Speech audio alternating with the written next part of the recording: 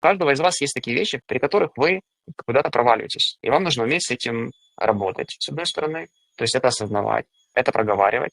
А с другой стороны, в себе вот это вот вырабатывать цельную личность, когда вы себя знаете, а из знания себя у вас выходит любовь к себе. Вы знаете, у вас есть такие сильные стороны, там у меня сильная сторона, там эмпатичность какая-то, чувствительность, я знаю, что там умение чувствовать людей, чувствовать коллектив, атмосферу в коллективе.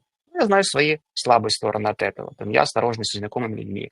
Мне бывает сложно там при больших коллективах сразу же почувствовать себя комфортно в безопасности, потому что я начинаю сразу как бы всех так сканировать, понимаете? Поэтому это нужно знать и понимать, и тогда вы сможете правильно себя вести в разных ситуациях, исходя из знания себя, понимания своей психики, понимания своих травм и понимания, где вам нужна там особая поддержка, где нужен, например, какой-то даже пинок, какая-то мотивация сама от себя. То есть и вы в таком наблюдении осознанности, в диалоге с собой.